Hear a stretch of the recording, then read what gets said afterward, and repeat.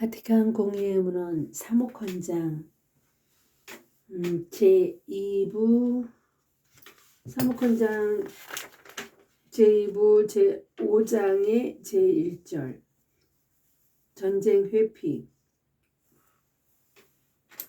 전쟁의 야만성 방지 79항 최근의 전쟁들이 우리 세계에 극심한 물질적 정신적 손실을 끼쳤음에도 아직도 날마다 땅 한 구석에서는 전쟁의 참화가 이어지고 있다. 더구나 각종 과학 무기가 전쟁에 사용되어 전쟁의 잔혹성이 전투원들을 과거보다 훨씬 더한 야만 상태로 몰아넣을 우려가 있다. 복잡한 현대 상황과 혼란한 국제관계가 새로운 전쟁 방법으로서 또 음모와 전복의 수단으로서 유격전의 장기화를 허용하고 있다. 여러 경우에 테러리즘 수단의 사용이 마치 새로운 전쟁 방법인 양 여겨지고 있다. 인류의 이 태부를 직시하는 공의회는 무엇보다 먼저 민족들의 타고난 권리와 그 보편적 원리가 지닌 불변의 가치를 상기시키고자 한다. 인류의 양심 자체가 이런 원리들을 더더욱 확고히 천명하고 있다. 따라서 이 원리를 일부러 거스르는 행위뿐 아니라 이러한 행위를 시키는 명령도 제약이며 맹목적인 복종도 그 명령에 복종하는 사람들을 사면할 수 없다. 이러한 행위들 가운데에서 무엇보다도 먼저 수단 방법을 가리지 않고 어떤 부족이나 종족이나 소수민족을 완전히 말살시키려는 저 행위들을 숙고하여야 하며 이는 잔혹한 범죄로 강력히 규탄받아야 한다. 그러나 이런 범죄를 명령하는 자들에게 공공연히 저항하기를 두려워하지 않는 저 사람들의 정신은 최상의 찬사를 받아야 한다. 비인간적인 군사행동과 그 후유증을 줄여보려고 제법 많은 나라들이 체결한 전쟁 문제에 관한 여러 국제협약이 있다. 곧 부상병과 포로의 처우에 관한 국제협약이나 이러한 종류의 다른 규약들이 있다. 그 조약들은 준수되어야 한다. 더 나아가서 모든 사람은 특히 공권력자들과 이 문제의 전문가들은 할 수 있는 대로 이 조약들을 개선하여 더 효과적으로 전쟁의 야만성을 방지하도록 노력해야 한다.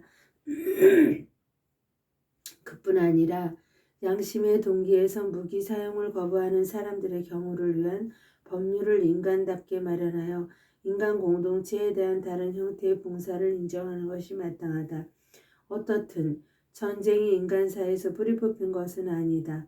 전쟁의 위험이 있고 적절한 힘을 지닌 관할 국지의 권위가 없는 동안에는 참으로 평화협상의 모든 방법을 다 써본 정부들의 정당 방위권은 부정할 수 없다. 따라서 국가 통치자들과 국정 책임을 맡은 사람들은 이토록 중대한 일을 신중히 처리하여 자기에게 맡겨진 국민들의 안녕을 보호해야 할 의무를 지니고 있다.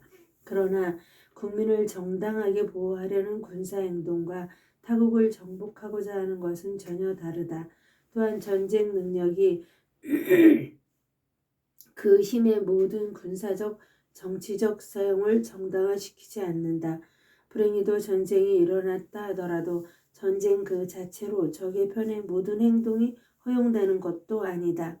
조국 봉사에 몸바쳐 군대 생활을 하는 사람들은 자신을 국민의 안전과 자유를 지키는 여건으로 생각하여야 한다. 이 임무를 올바로 수행할 때에 그들은 참으로 평화 정착에 이바지하는 것이다. 전면전쟁 80항 과학무기의 발달로 전쟁의 공포와 잔혹성을 엄청나게 불어났다. 이런 무기를 사용하는 전투행위는 정당방위의 한계를 훨씬 벗어나는 막대한 무차별 파괴를 가져올 수 있다. 더구나 이미 강대국들의 무기고에 있는 이 무기들을 전부 사용하게 된다면 이러한 무기 사용에서 오는 세계의 막대한 파괴와 그에 따르는 가공할 결과는 제쳐두더라도 적대 진영 쌍방이 거의 완전히 몰살될 것이다. 이 모든 것은 우리가 완전히 새로운 정신으로 전쟁을 검토하도록 요구한다. 현대인들은 자신의 전쟁 행위에 대하여 무거운 셈을 치르게 될 것임을 알아야 한다. 미래 시대의 흐름은 현대인들이 오늘 내리는 결정에 크게 좌우될 것이다.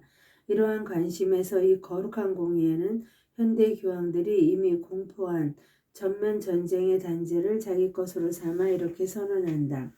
도시 전체나 광범한 지역과 그 주민들에게 무차별 파괴를 자행하는 모든 전쟁 행위는 하나님을 거스르고 인간 자신을 거스르는 범죄이다. 이는 확고히 또 단호히 단죄받아야 한다. 현대 전쟁의 독특한 위험은 현대식 과학 무기를 보유한 사람들에게 이러한 범죄를 자행할 기회를 제공하고 일종의 냉혹한 연쇄 반응으로 인간 의지가 극도의 참혹한 결정을 내리도록 충동을 받을 수 있다는 데 있다.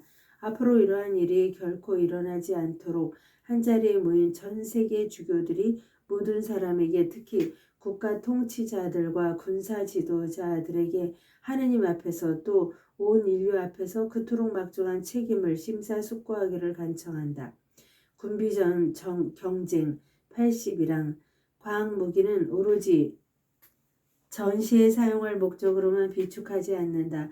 각국의 방위력은 적에 대한 신속한 반격 능력에 달려있다고 여기므로 해마다 증대되는 이러한 무기 비축은 비정상적인 방법이긴 하지만 혹시 있을지 모르는 적의 도발을 억제하는 데 기여한다.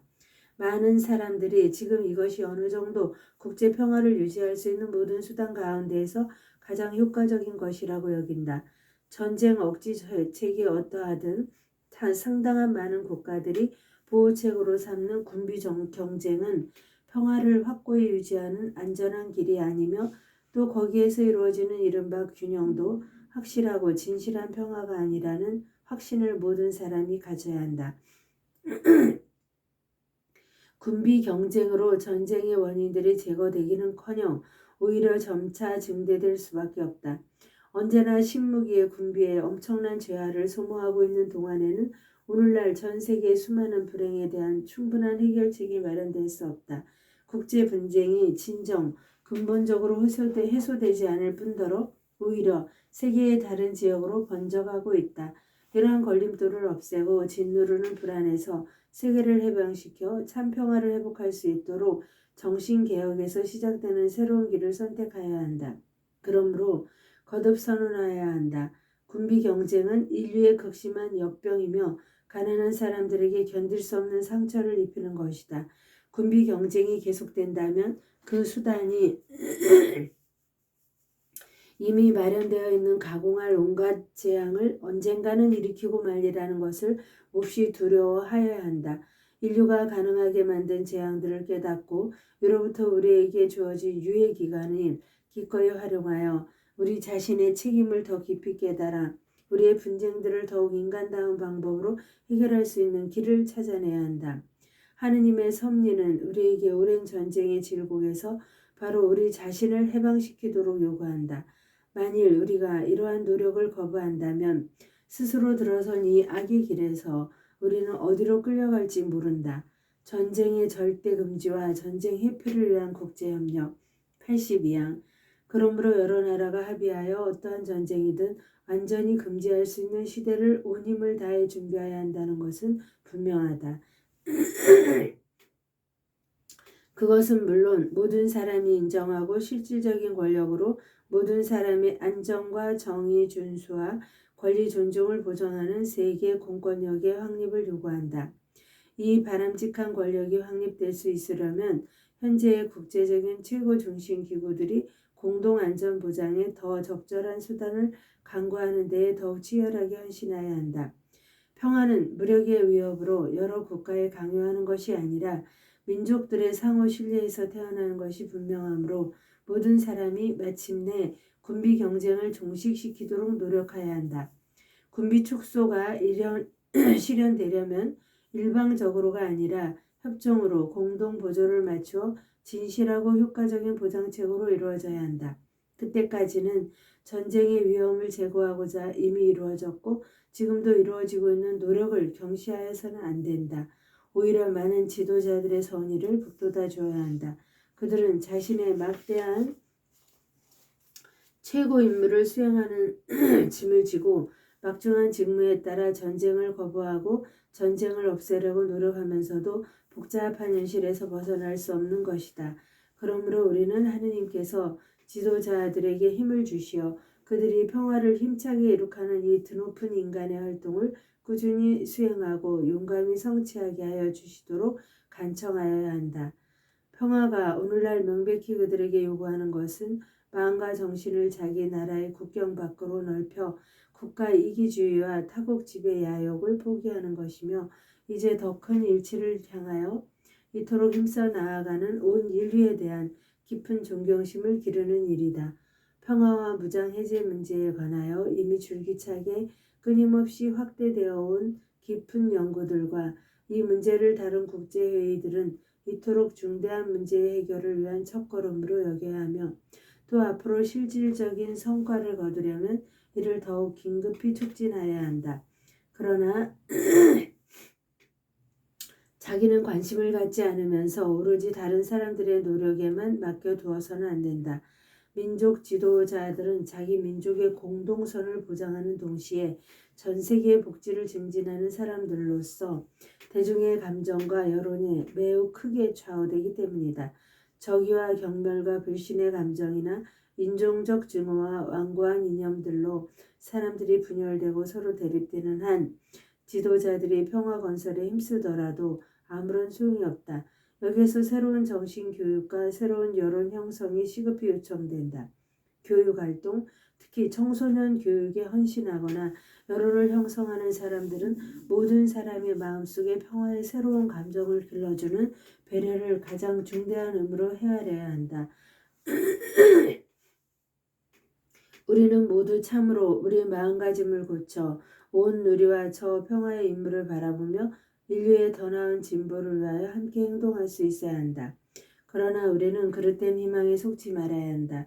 사실 적의와 증오가 가셔지고 앞으로 세계 평화를 위한 확고하고 성실한 조약이 체결되지 않는다면 이미 중대한 위기에 놓여있는 인류는 놀라운 과학을 갖추고 있다 하더라도 어쩌면 불행하게도 가공할 죽음의 정적 말고는 결코 다른 평화를 맛볼 수 없는 때에 이를 것이다.